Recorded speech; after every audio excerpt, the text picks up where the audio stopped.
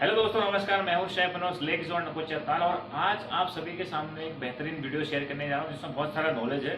जितना नॉलेज मुझे है मैं आपको बताने जा रहा हूं। तो चलिए दोस्तों, वीडियो शुरू करते हैं। अगर आपको वीडियो अच्छी लगे तो लाइक करना, कमेंट करना, शेयर करना, सब्सक्राइब करना। तो चलिए, जो मैंने सीखा है वो नॉलेज आपके सामने शेयर करने जा रहा हूँ। वीडियो शुरू करते हैं। आई होप आपको शायद क्लियर दिख रहा होगा। अगर नहीं भी दिख रहा तो दोस्तों मैं आपको बता रहा हूँ, आप चीज नोट कर लीजिएगा कॉपी पेन में। तो चलिए मैं आपको बताता हूँ हैसअप क्या है दोस्तों। आईएसओ एंड हैसअप दोनों एक संस्था है जो फूड सेफ्टी के ऊपर काम करती है, हाइजीन के ऊपर काम करती है। आपने कहीं पर किसी प्रोडक्ट खरीदा हुआ कंपनी का, उसमें लिखा हुआ आईएसओ 9000, आईएसओ 20000, ऐसा कुछ भी लिखा हुआ होगा। तो वो क्या होता है, संस्था होती है जो उसको क्लियर करती है कि आपका फूड सेफ है, बेस्ट क्वालिटी का है। तो दोनों एक ही के ऊपर काम करती है, दोनों को मिलकर समझिए। तो समझते हैं हम हैसअप को। What is हैसअप? हैसअप क्या है? हैसअप का पूरा मीनिंग समझते हैं। Hazard analysis critical control point. तो हैसअप का जो फुल फॉर्म है वो है hazard analysis critical control point. और हैजार्ड का मतलब क्या होता है? हैजार्ड का मतलब होता है रिस्क, यानी कि हम बोलते हैं कि डेंजर है, रिस्क है। तो वैसे हैजार्ड का फुल फॉर्म मीनिंग है रिस्क। तो आइए जानते हैं कितने प्रकार के होते हैं। ये 3 प्रकार के होते हैं। पहला जो प्रकार है हमारा वो है फिजिकल, सेकेंड जो है हमारा वो है बायोलॉजिकल, थर्ड जो हमारा है वो है केमिकल। आइए इनको जानते हैं कि फिजिकल क्या होता है। मैं शेफ हूँ, मैंने खाना बनाया और खाना बना के उसको रखा, तो अचानक से उसमें बाल गिर गया या पत्थर दिख गया मुझे या कांच के कुछ टुकड़े गिर गए, तो वो हो गया आपका फिजिकल हैजार्ड, यानी कि फिजिकल हैजार्ड वो आपको दिख रहा है।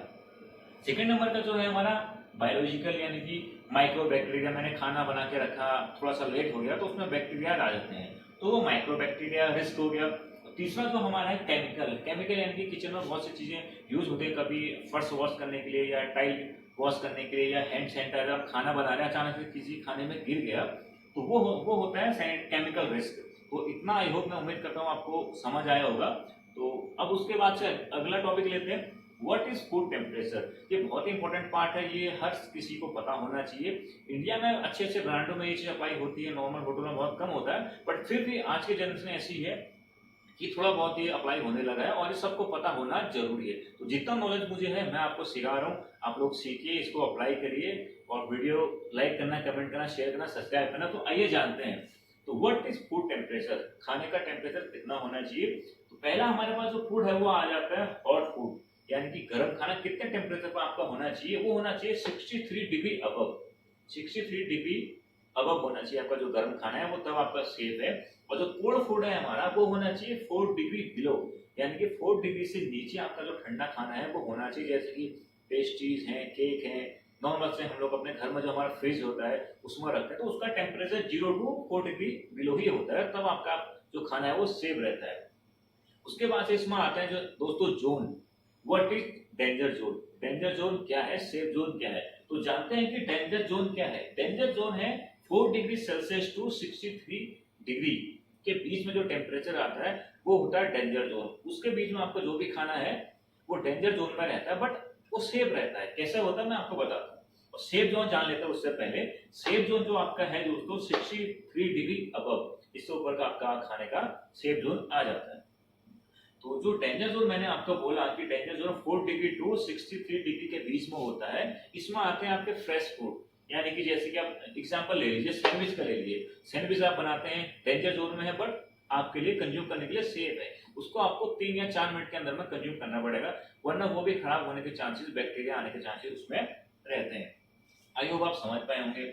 उसके बाद से हम जानते हैं दोस्तों कि फूड होल्डिंग टेम्परेचर क्या है।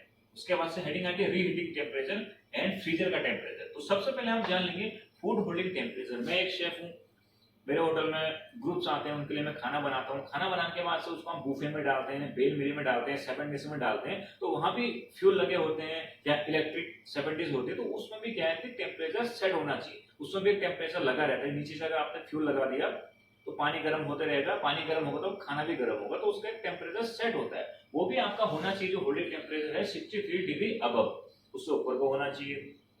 रीहीटिंग टेम्परेचर यानी कि किसी गेस्ट ने बोला कि मेरे लिए चिकन बना दो, 1 किलो चिकन उसने मुझे दिया, उन्होंने कहा 1 किलो चिकन बना दो। उसमें से मैंने 1 किलो चिकन बनाया और उनने जो है आधा किलो ही खाया। उन्होंने बोला कि शेफ आधा किलो चिकन बच गया, आप इसे जो है फ्रीज कर दें। तो मैं उसको ठंडा करूंगा, फ्रीज कर दूंगा। उसके बाद से जब मैं उसको गर्म करूंगा तो मुझे गर्म कितने में करना पड़ेगा, वो एक ही बार में उसको गर्म कर सकता हूँ। बार बार खाने को गर्म करेंगे तब भी खाना खराब हो जाता है। तो सिर्फ सिंगल यूज में एक बार उसको गर्म करूंगा, और गर्म करूंगा उसका रीहीटिंग टेम्परेचर जो होगा वो होगा 63 डिग्री अबव। 63 डिग्री अबव से हम ऊपर को खाना गर्म करेंगे तभी वो खाना बैक्टीरिया फ्री होगा, खाने लायक सेव होगा।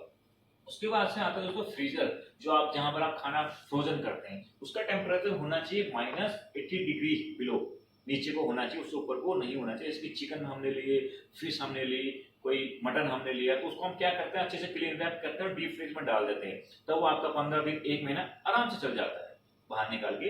तो ये सारा बेसिक नॉलेज जो है मैंने आपको दिया। आई होप, मैं उम्मीद करता हूँ शेफ मनोज आप सभी को मेरा ये छोटा सा वीडियो नॉलेजेबल वीडियो पसंद आया होगा दोस्तों। अगर पसंद आए तो प्लीज मैं चाहता हूँ कि आप लोग मुझे प्यार करें, मेरे यूट्यूब चैनल को ज्यादा से ज्यादा सब्सक्राइब करें, शेयर करें, कमेंट करें, लाइक करें। और जय देवभूमि दोस्तों, जय उत्तराखंड। मिलते हैं अपने नेक्स्ट वीडियो में दोस्तों। Thank you.